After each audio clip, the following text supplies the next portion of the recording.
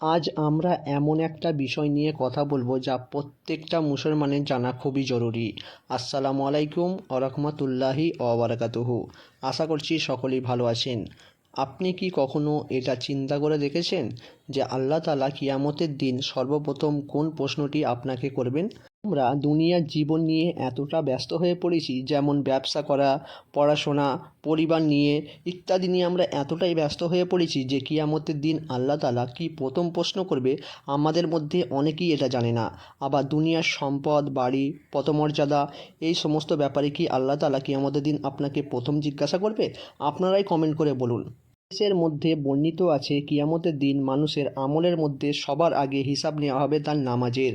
এই হাদিসটি পাওয়া যায় তিরমিজি এবং আবু দাউদ। এটা কখনো চিন্তা করি না যে যদি নামাজ ঠিক হয় বা সঠিক হয় তাহলে অন্যান্য আমলও আমাদের ভালো হবে, আর যদি নামাজই ঠিক না হয় তাহলে অন্যান্য আমল আরও বিপদে পড়ে যায়। তাই আমরা সবসময় চেষ্টা করব নামাজ পড়ার 5 ওয়াক্ত, কারণ কিয়ামতের দিন আল্লাহ তাআলার প্রথম হিসাব কিন্তু নামাজেরই কথা আছে।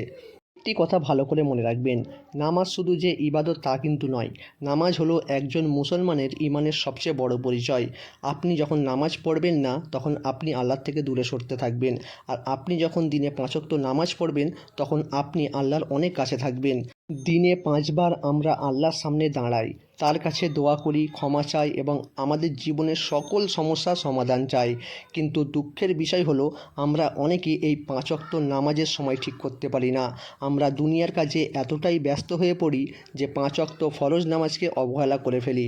কখনো কাজের অজুহাত, কখনো অলসতার বা কখনো দুনিয়াবি কাজের। আমরা যে কোনো না যে কোনো একটা অজুহাত দিয়ে আমরা নামাজকে অবহেলা করে ফেলি বা নামাজকে পিছিয়ে দিই বা ছেড়ে দিই। আমাদের এই একটি কথা ক্লিয়ারভাবে মনে রাখতে হবে, আমাদের কিন্তু আল্লাহর সামনে একদিন না একদিন দাঁড়াতে হবে। কিন্তু মনে রাখতে হবে কিয়ামতের দিন যখন আমরা আল্লাহর সামনে দাঁড়াবো তখন আমাদের কিন্তু প্রথম প্রশ্নই হবে তোমার নামাজ কেমন ছিল। আপনি তখন জবাব দিতে পারবেন তো?